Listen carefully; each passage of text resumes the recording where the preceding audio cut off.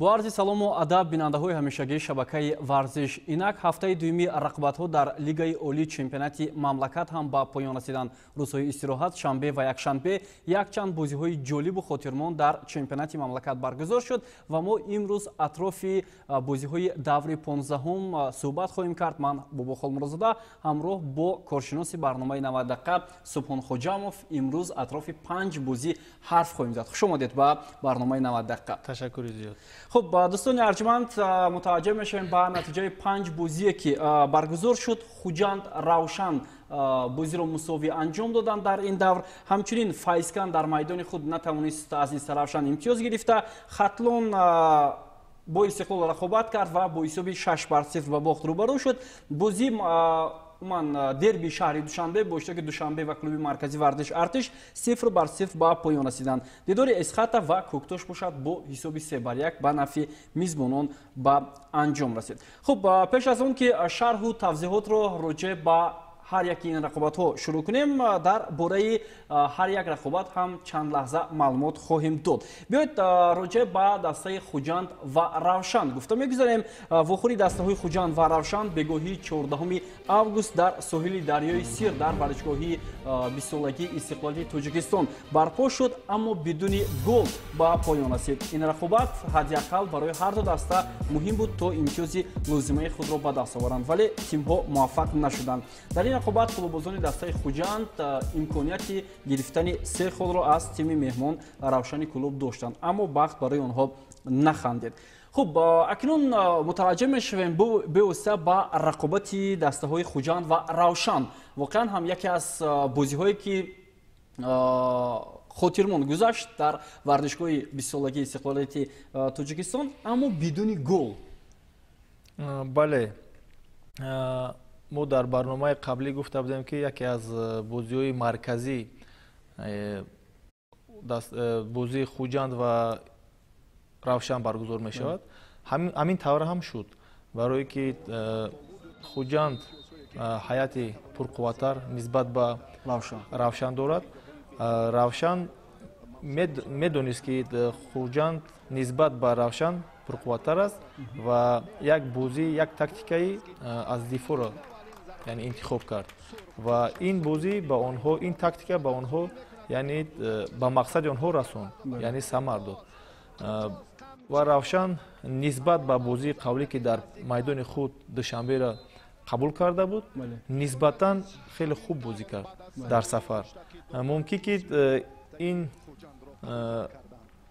از حسابی که در میدان خود وقتی که بازی میکنیم مخلصان میخواهند که بسیارتر هجوم کنیم، بسیارتر طلب میکنند که با پیش روند، ممکن که همین هم تاثیر کند به دست. خب با خوجند در عموم در 14 بازی که برگزار کرد 5 مرتبه در موسم امسال امتیاز از دست داد. آیا برای دسته‌ای که برای عنوان چمپیونی تلاش میکند الکی تا 14 دور امتیاز از دست دادن در 5 وخوری این آنقدر خوب هم نیست به نظر شما همچون کارشناس فوتبال؟ درست، وقتی که مبارزه برای مدال های طلا میبری، برای هر یک خول این برابر به طلا است. یعنی برام قدر برای هر یک خول مبارزه بردن در کار. لیکن اگر ما با بازیگر اگر استاتستیک را نگاه کنیم، خوجند در سفر با دسته روشن مغلوب آمده بود. از آنها خول گرفتن نتونسته بود. برای اینکه 1-3 شکست خورد. بله، برام قدر ممکن که برتری و کمبودی خوجند رو روشن نسبت به دیگر دستا خوبتر بدونند. برام قدر تاکتیکی که آنها یعنی قبول کردن با آنها فایده آورد، یعنی به مقصدشون رسوند. چی شما رو بیشتر جلب ساخت در همین رقابت؟ بسیارتر در این رقابت یعنی رقابت در مرکز میدان بسیارتر بود، یعنی بربر.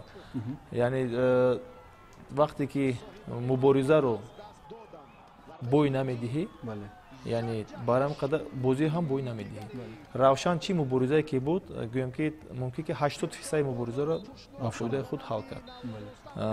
روشن از حسابی که در خط هجوم نه اونقدر خوبتر بازی کرد، لیکن در دفاع خطاگی کمتر کرد. خطاگی که نکرد آنها بله همون مقصد که گذاشتن آنها به اون مقصدشون رسیدن. лекин нисбат ба дигар бозиҳо хуҷанд беҳад суст бозӣ кард, барои ин ки маълум буд аз бозӣ вақте ки мо тамошо мекардем онҳо ба ҳамон яъне вақте ки мубориза мешавад ба мубориза намераванд. бале ё тайёр набуданд ё ин ки на он қадар равшанро яъне яке нодида гирифтанд. мумкин ҳамин ҳам шояд ҳамин тарaf бошад, барое ки дар хати ҳуҷум тамоман суст бозӣ кард. яъне ки бозингаре ки як легионере ки доранд грек Максим Грек Артем Сердюк бахшиш Артем Сердюк ман мегӯям ки дар ин бозӣ набуд.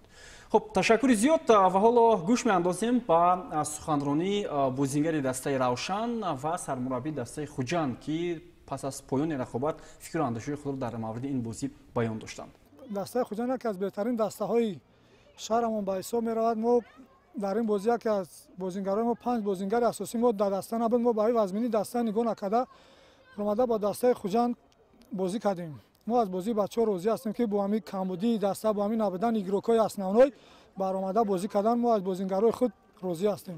ба ҳар як бозӣ барои мо фарқ надорад. дастаи Хуҷанд азиз мо барои ғалаба ба майдон мебироем. бозӣ хело хуб гузашт ва аз аввали бозӣ мо медонистем ки бозӣ бо ҳам хеле мушкилӣ мегзарад. дастаи Равшани Кӯлоб ба дефо бисёр аҳамият метиҳад ва бозингарои қад баланд доранд.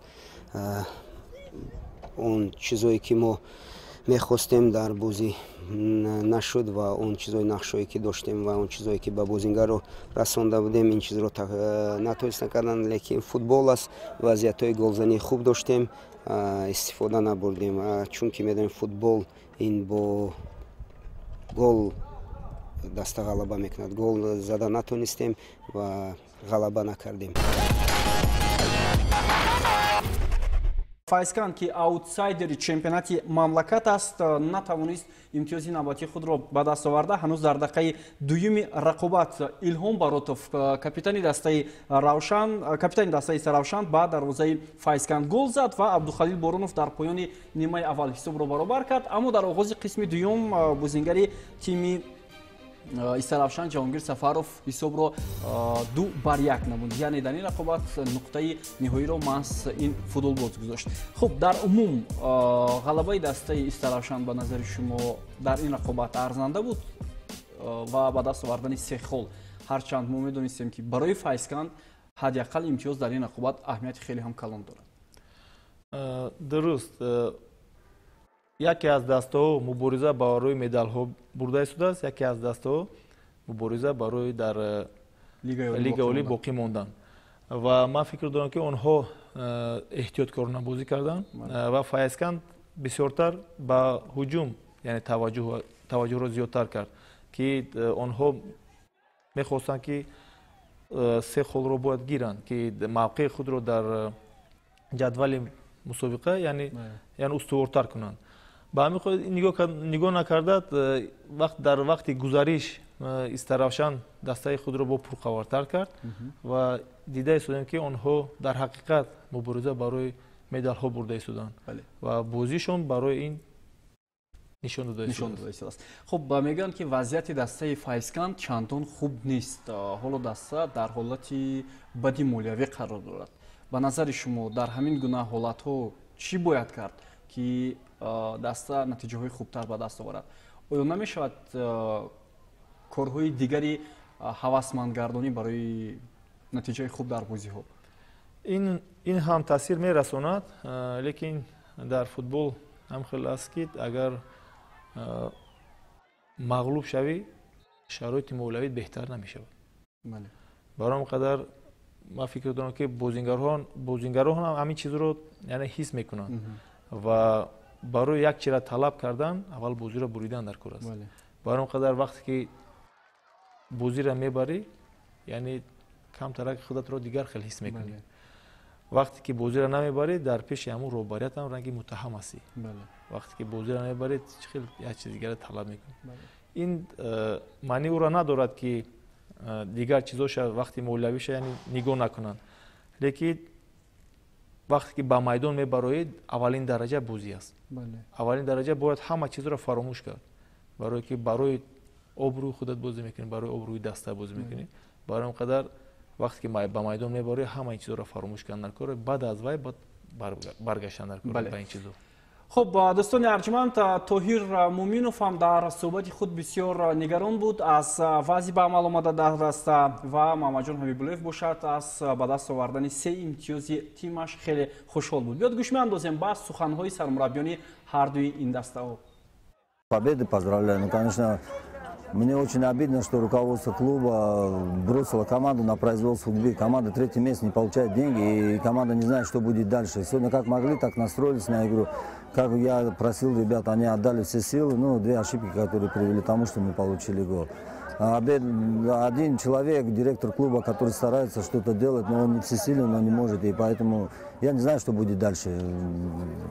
Очень плохое состояние, когда команда в таком состоянии находится. Вроде начали хорошо, первые игры, выиграли турнир, потом все это поломалось, финансирование прекратилось. Вот результат сегодняшнего матча. پیش از همه می‌خواستم کل مخلصان رو با غلبه نوبتی تبریک گویم و عموما پیش از همه البته بازی خیلی بازی مشکل بود در سفر گذشته فاسکان و عموما از دقیقه اول بازیگران ما ایشون دادن که ما برای 3 گل به این میدان اومده بودیم. برای همین می‌خواستم پیش از همه بازیگران رو با غلبه تبریک کنم و برای مهنتشون خیلی می‌ندارم و عموما که در نزد ما یک بسیار وظیفه بلند خود ما موندگیم که و بازی جام افریقا برای البته دسته که میخواهد که مدال دسترس شود باید از سفر 3 گل گیرد. خب با سخن‌های سرمربی دسته فایزکان هم معلوم شد که 3 ماه میشود که بازیگران و عموما هیئت دسته مزد معاش خود را نگرفتند. این بسیار نگران کننده است. این نگران کننده است برای اینکه هر یک بازیگر اویله دارد، فرزند دارد. آنها با همین با یک فوتبال یگان تجارتکار نیستند. آنها من فکر دارم که رهبریت دسته فایزکان با یک خلاصه خوب می‌آیند که این کمبودی را برطرف کنند. خب متوجه میشویم با امور سرمربی دسته استرافشان در ماه اوگوست تیم مذکور با رهبری محمد جان حبیب‌الله حالا با باخت روبرو نمیشود. آنها با شمول بازی در جام تاجیکستان با کوکتوش بعداً باز 2 غلبه پیهمی خود را به دست آوردند و همینطور در ماه اوگوست تیم استرافشان حالا با باخت روبرو نشده است و فکر میکنم اگر استرافشان بازی‌های آینده خود را در چنین سطح هم برگزار کنند من فکر میکنم یکی از داوطلبانی اساسی هم هست در پایگاه قهرمانی. ممکن این فوتبال است برای که دور دوم یعنی نو آغاز شده است و در پیش بازی دور سوم دور سوم است. خیلی بازی زیاد است. برای اون قدر اگر استرافشان همین خیلی دوام دهد به باخت ممکن که برای مبارزه برای مدال های طلا هم برد. بله و دوستان ارجمند اکنون میگذاریم با یکی از بازی‌های سرگل دور با اشتراک دسته‌های ختلان و استقلال. این بازی دیروز در ورزشگاه مرکزی شهر دوشنبه برگزار شد. بنابر سبب بند بودن میدان مرکزی شهر باختر و خوری خانگی دسته ختلان محض در دوشنبه برگزار گردید. احتم نظرов در دقیقه 14 رقابت حساب را کشید. منوچهر جلیف بعد از 14 دقیقه حساب را 2-0 نمود. وحدت حنانوف هم در پایان نیمه اول با زدن گل سوم دست یافت و در قسم دوم شروانی محبتشویف و 2 دفعه رستم سایروف دروازه ختلان را رخنه کردند و غلبه کلان دسته استقلال را مقابل ختلان به دست آوردند. خب به نظر شما از کدام جهت ختلان موفق نشد؟ شاید کوچانیدن بازی از باختر به دوشنبه تاثیرش را رسانید برای دسته ختلان. این چیز میتواند تاثیرگذار شده؟ در فوتبال همه چیز میتواند تاثیرگذار شده. یکی از سبب‌هاش اگر ما در برنامه قولی سرمربی دسته ختلان رو گوش کرده بودیم اسدین حبیب‌الله رو او در کمبودی دسته رو گفت که در دسته 2 بازیگر اساسی کارت سرخ گرفت با اکثریت بازیگراش لت برداشته است و کسل است. با کی در این بازی با کی بازی کرد و در همون جمع گفت که همون بچه‌ای که لت برداشتگی است و کسل است آنها را جلب میکند و همین طرح شد و با یکی از دستای پرقوت‌ترین تاجیکستان آغاز میکرد در میدان مرکزی بسیار دشوار بود. ва ман фикр дорам ки ягон шонс надошт. خب اگر بازی در دیگر میدان میشد چی؟ ин футбол аст, ягон чӣ гуфта намешавад. агар дар дигар майдон мешуд, ман фикр дорам ки ба ин ҳаяте ки имрӯз дошт Аслиддин Ҳабибуллоев душвор мешуд, хеле душвор мешуд, барои ин ки ду бозингари асосӣ дар корти суруғ аз беғарзи вай бо бачаҳое ки лат бардоштааст, беҳад душвор аст. айни ҳол ба дастаи Хатлон хеле душвор аст. На фақат ба муқобили Истиқлол бозӣ кардан, муқобили дигар дастаҳо ҳам душвор аст, барои ин ки даста пурра нест. خب یک چیز دیگر اون است که استقلال ما میدونیم که آمادگی های خود رو جریان دارد برای شرکت در بازی مقابل پرسپولیس. خب اصلا همین گونه رقابت های چمپیونات چه جهتی مثبت دارد چه جهتی منفی برای دسته استقلال؟ مثلا مقابل فایزکن در دور گذشته با حساب کلان 4 بر 0 غلبه کردن، حالا با حساب 6 بر 0. آیا میتواند مربی در همین گونه بازی ها دسته را آماده کند با اون رقابت؟ яке аз қисмҳои тактикиро метавонад, барои ин ки мураббӣ дар ин ҷо дилхоҳ тактикаро интихоб мекунад, дилхоҳ ва метавонад ки дар рафти бозӣ тактикаро иваз кунад, барои ин ки тамоми идораи бозӣ дар дасташ, яъне контроли бозӣ дар дастаи Истиқлол аст ва метавонад ки варировать кунад. барои ин қадар яке аз қисмҳои ҳамун муқобили Персеполис ки бозӣ мекунад дар ин ҷо дида метавонад. лекин ба фикрам то он давра бо дастаҳои пурқувваттар қатъи қуввозмоӣ мекунад, дар он ҷо дигар тактикаро интихоб мекунад ва ман фикр дорам ками беш, яъне вай чизое ки манфии худро дорад, мусбати худро дорад. ба ҳар сурат вақт нишон медиҳад. умуман шумо айни ҳол ҳунарнамои бозингарони ҷавони Истиқлолро чӣ гуна баҳо медиҳед?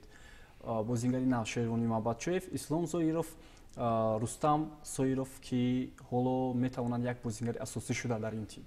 бале, онҳо бозингарони тими мунтахаби ҷавонон мебошанд, бозингарони асосии тими мунтахаби ҷавононанд ва довталаби тими миллии Тоҷикистон ҳастанд ва Шервони Мабадшоев баъд аз гузариш ки дар ин даста пайваст шуд, яъне тез ба онҳо яъне забон ёдгӯем ҳам мешавад, ба бозӣ яъне ворид шуд.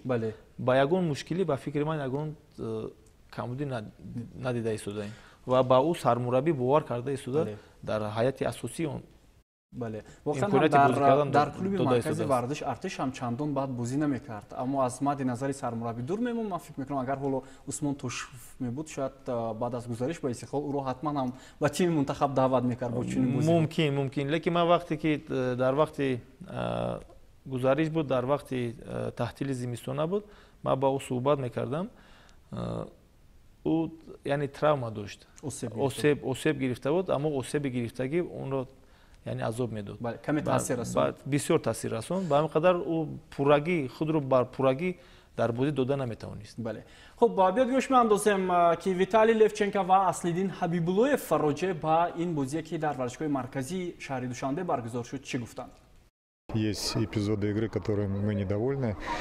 Нам есть над чем работать еще очень много, поэтому обольщаться не стоит.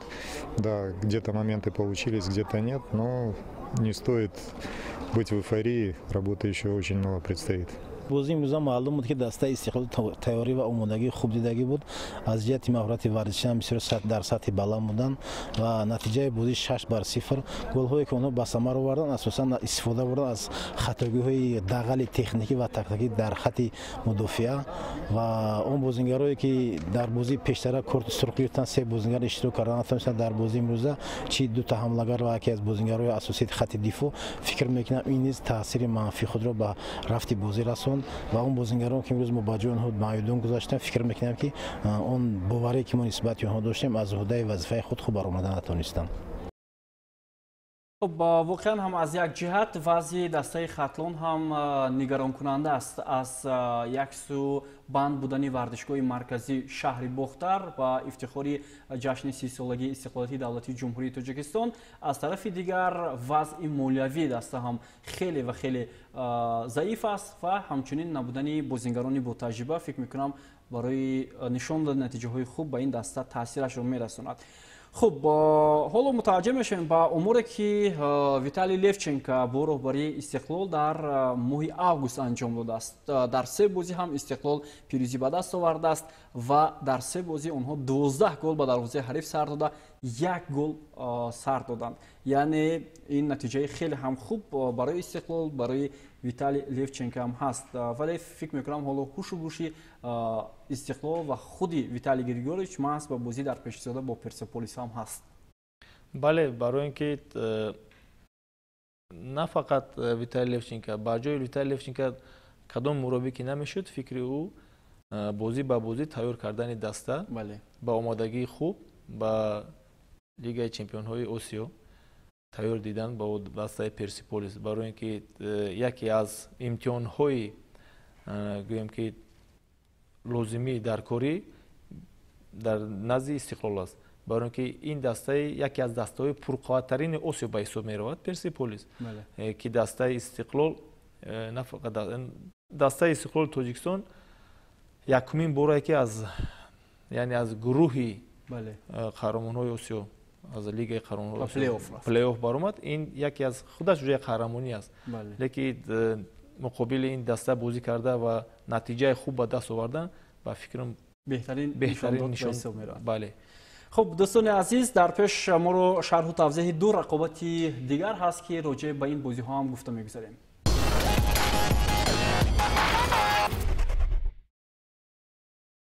یکی از رقابت‌های دلگیر کننده میان 2 دسته شهر دوشنبه در ورزشگاه مرکزی شهر دوشنبه برگزار شد. این رقابت دسته های دوشنبه و کلوب مرکزی ورزش ارتش هم بود، اما بعدا ما رقابت دسته های اسخط و کوکتوش رو هم متوجه شدیم که واقعا هم با گل های زیاد به پایان رسید. این بازی در ورزشگاه اسپارتاک شهر خوجند به انجام رسید. در نیمه اول فوتبالبازان کوکتوش 1 گل زدند و بعدا در قسم دوم با هنرنمایی مجلای جهانگیر ارگاشف و مومیجان مومینوف بازیگران اسخط پیروزی خود را به دست آوردند و موفق برای 3 گل شدند. خب اسخط یکی از کشفیات‌های خیلی هم خوب در موسم امساله چمپیونات مملکت است. سیر موفقیت همین دسته را شما در چی می‌بینید؟ از مربی، از فوتبالباز، هرچند قبلا هم ما راجع به این رقابت گفته گذاشته بودیم. بله، ما گفته بودیم در یک برنامه خود، یک بار دیگه هم باشه تکرار میکنیم، این دویت 2 مربی یعنی کریم حمید کریم و شهرت عمرов. بله. یعنی یکی از مربی پرتجربه و یکی از مربی یعنی جوان. بله. و در نیمه گزارشی قسم دوم چمپیونات آنها با دسته بازیگرایی که دعوت کردند، آنها یعنی بیاد بازیگرای یکی از بازیگرای بهترین به حساب میروند. یکی از آنها جهانگیر ارگاشف می باشد و ما دیدیم که این خط هجوم رو باز هم پرقوت‌تر کرد. و از بازی ما دیدیم که بازیگرای کوکتوش از عهده در خط حمایه از عهده کار خود نبرآمدند و جهانگیر ارگاشف چطور که خواست همین طور در خط هجوم بازی خود رو نشان داد و واقعا هم در 45 دقیقه قسم دوم هنری او خیلی و خیلی فوق‌العاده بود. خب کدام وقت در یاد دارید که در لیگ اولی مملکت یک دسته که از لیگ یکم اومد چنین نتیجه خوب رو هم نشان داد بعد از اون که کس باور نداشت؟ اگر من خطا نکنم همین دسته کوکتوش بود. بله. یکم سالی که برآمد جای سوم رو گرفت. بله، بازی خیلی خوب نشون داده بود دسته کوکتوش. اما چی شد از سالو با کوکتوش به نظر شما؟ من فکر دارم که در اینجا تغییرات بسیار بود و علت اولین درجه در وقتی تحصیل زمستانه سرمربی نداشتن. بله. سرمربی رو این دسته کوکتوش نزدیکی با چمپیونات یعنی گرفتن و تعیین کردن. بله. و خیلی وقت کوتاه بود. بله. در این وقتی کوتاه سرمربی یگان کار کردن نمیتونه. بله. برام قدر بعد از اون مربی رو باز هم عوض کردن. یعنی با علی رشید محمدان فهم با فکرم وقت کوتاه است با این بازیگرایی که بله. هست با اون یگان کار کردن نمیشود و این بازیگرایی که حاضر ما دیده استودیم همین بازیگرات 2 сол қабл хеле бозӣ хуб мекарданд ва як ҷойҳои намоён гирифта буд Куктош ва имрӯз мо дида истодем ки онҳо мубориза барои мавқеи худро дар лигаи олӣ мондан мубориза бурда истоданд. киҳоро дар назар доред масалан? Яъне ҳамин се бозингари легионер ки ӯзбекистони ҳастанд, Одилов ба фикрам хато накунам, Иброимов, Нодирбек ва Шодиев Бунёд, онҳо дар ҳамин даста буданд. Онҳо дар ҳамин даста буданд ва бозии онҳо тамоман дигар буд. ҳоло нест. ҳоло ки дар нимаи гузариш ба инҳо пайваст шуд, ӯ бозии пешинашон нест. Шояд вақт лозим аст гузариш аз дигар тим, махсусан аз Равшан ба дастаи Куктош, ҳам Ибрагимов ва ҳам Шодиев дар ҳайати дастаи Равшан бозӣ мекарданд. Акун ин даста агар гӯем ки дастаи барои инҳо нав мешуд, мегуфтем ки вақт лозим аст. Барои ин ки дар ин даста онҳо бозӣ кардаган, роҳбарият ҳама инҳоро мешиносад. Аксарияти бозингаро ки дар ҳамин ҷо ҳастанд, ҳамон қати бозӣ кардаган. Фақат мураббӣ дигар аст.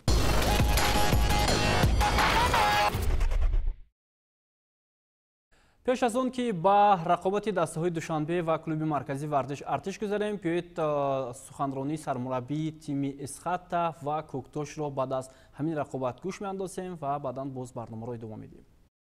Последнее неудачное выступление в том туре с командой Равшан, нам нужна была кровь из носа, это победа.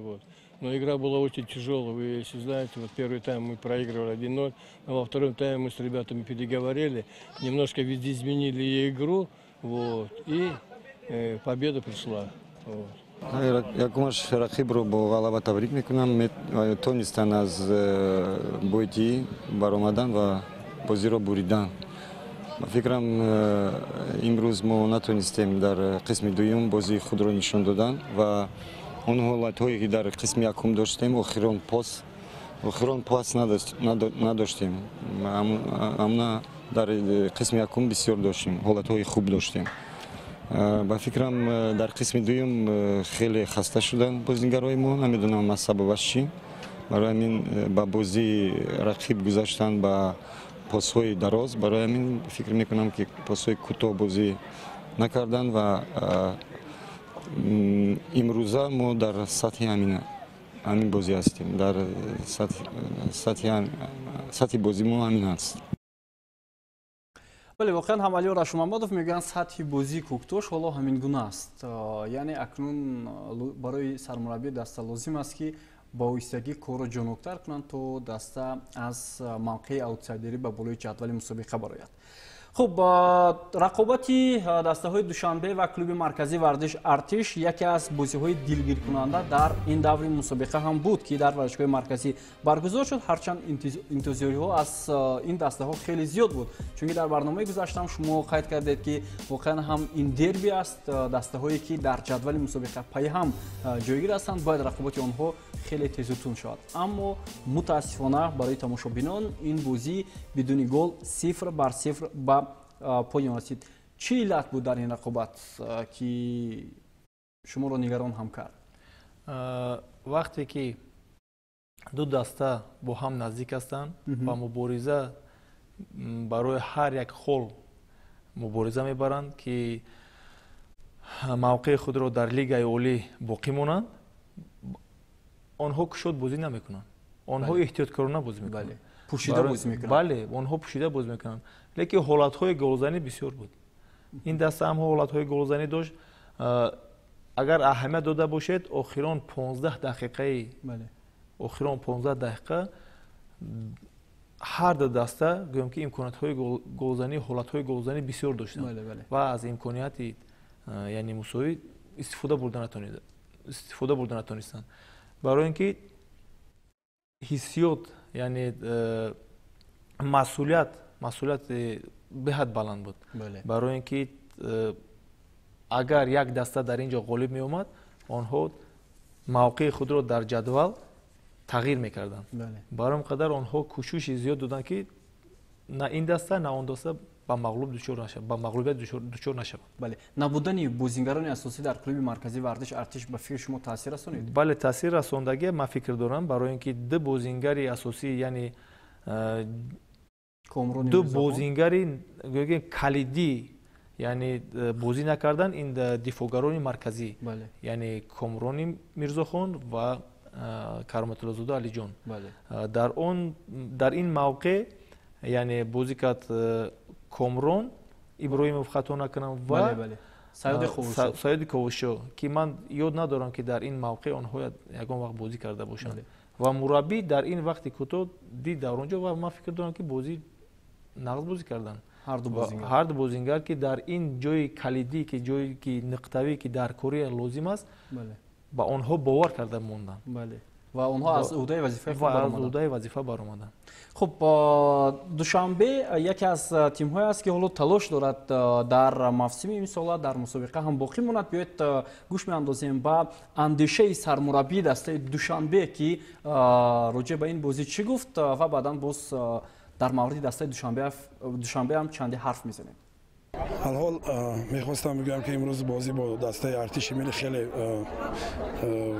تیز و تند و پرقوت داشت. اون تاکتیک و اسلوبایی که ما در قسمیت با اتفاق بودیم آنها را نه با قدر امکان اجرا نشدن، ولی در قسم دوم خیلی که خود شما شاهد بودید با چون چیزی که گفتیم بعد با عوض کردن یک چند بازیگرای دیگر بازی اون که میخواستیم امر کردن. افسوس حالتایی که بودن گلزنی تا آخر کار کردن نشدن و گل نزدیم که بازی رو هر خیلی نباشد یک خال اما سه خال الان خوبتر بود. از نتیجه بازی قناعتمند هستید؟ با فکر من یگام دسته یا یگام مربی نیست که در میدان خود از حساب درنگ راضی باشد. من نیزم شد. خب احساس میشد که دوشنبه در میدان خود مقابل کلوب مرکزی ورزش ارتش بازی دارد؟ نه، برای اینکه بگیم که تمام اداره بازی در قسم اول در دست کلوب مرکزی ورزشی ارتش بود در قسم اول و تنها در قسم دوم دسته دوشنبه با هجوم هم گذاشتند و ما قبل گفته گذاشتیم 15 دقیقه اخیر یعنی 20 دقیقه اخیر عکس الهجوم ها بسیار شدن یعنی چه از دسته کمیوا چه از دسته یعنی دوشنبه. بعد فکر دارم که سرمربی همین رو در نظر داشت که در قسم دوم یعنی وقتی در عکس الهجوم میبرآمدن حالت‌های گلزنی خوب داشتن. بله. خب با سوپونی هم سرمربی تیم کلوب مرکزی ورزش ارتش راجع به این بازی فکرهای خود رو بیان کرد ولی خیلی کوتاه.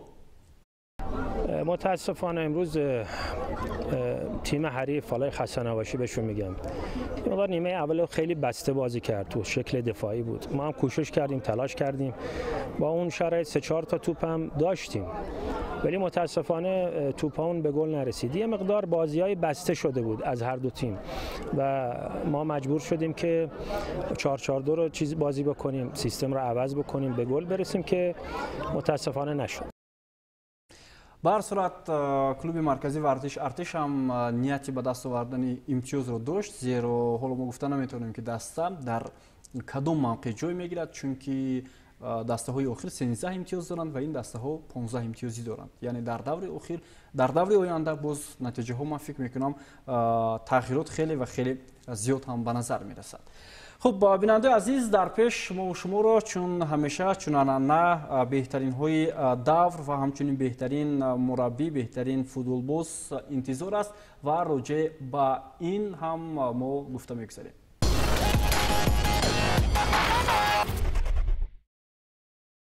11 فوتبالبازی بهترین دور 15 چمپیونات مملکت از روی فرضیه برنامه 90 دقیقه و گروه ایجادی شبکه ورزش این حال ترتیب داده شد و بهترین ها هم معین گردیدند. خب در دروازه قربانعلی بوبویف دروازه‌بان دسته سرافشان که در بازی با فایسکند خیلی خوب هنرنمایی کرد، هرچند دیگر دروازه‌بان ها هم خوب بازی کردند اما دیدیم که چگونه قربانعلی بوبویف سببگاری به دست آوردن 3 گل تیم سرافشان هم شده است. خب در خط حمایه 4 نفر قرار گرفتند: احتم نظرов از استقلال، بختیار قلندرов از استرافشان، وحدت حنانов از استقلال، سهراب جلیلov از کلوب مرکزی ورزش ارتش. این 4 گانه به نظر شما چگونه است در هیئت رمزی دور 15 هم؟ کیها میتوانستند باز به این روی خط شامل شوند؟ در این دور آنها بهترین بودند، با میتوانستند وارد شوند. манучер сафар метавонист аз нимаи рост ворид шавад. дар марказ метавонист Саёди Ковусшо аз клуби маркази артишам метавонист вай кунад, яъне шомил шавад. Бале арзанда ҳам буданд. Бале.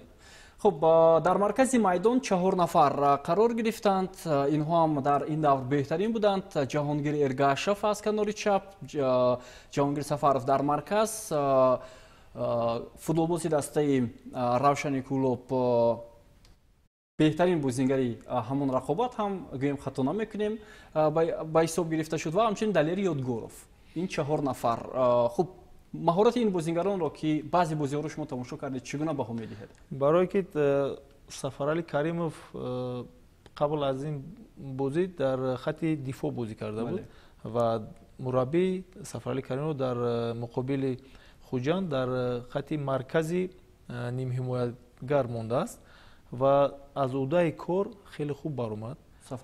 بله و بازی که روشن کلوب با مقابل خوجان کرد گویم که بازی را با خود کشید گویم میشود، برای اینکه اکثریت هجوم های خوجان رو سفرعلی کریم در مرکز میدان برطرف کرد. بله. خب در خط حمله 2 نفر قرار گرفتند. اینها حملهگری دسته استراوشان ایلهام براتوف و همچنین حملهگری تیم اسخاتا موبینجان مومینوف که در اون رقابت هم بعد از با میدان اومدنش خیلی خوب درخشید. خب طرح جایگیرشوی بازیگران 4-4-2 است و مربی که با هیئت رمزی دور انتخاب شد این محمد جان حبیب‌اللهیف است. بله، برای که محمد جان حبیب‌اللهیف از 3 دوری که آخرون گذشته شده در 3 بازی که بود غلبه کرده شده است و 2 تای آنها در سفر بود. و آخرین دوری که در مقابل فایزکان در میدان فایزکان رو مغلوب کرد در یک بازی مشکل برای که مبارزه برای مدال ها برده شده است و من فکر دارم که در دوری که گذشت در دوری 15 لیگ فوتبال تاجیکستان مربی بهترین ارزنده است. بله، تشکر زیاد و اکنون وقتی اون رسید که بهترین بازیگر دور رو هم انتخاب کنیم و البته بعد از تحلیل و بررسی و بعد از بحث و مناظره گروهی ایجادی هم بهترین بازیگر دور 15 با جهانگیر ارگاشف بازیگر دسته اسخاتا داده شد. زیرا او یکی از نفرانی بود که کاری چند نفر رو در میدان انجام داده توانست. بله، وقتی ما بازی را تماشا کردیم در حقیقت در جهانگیر ارگاشف سبکی را حس میکردیم.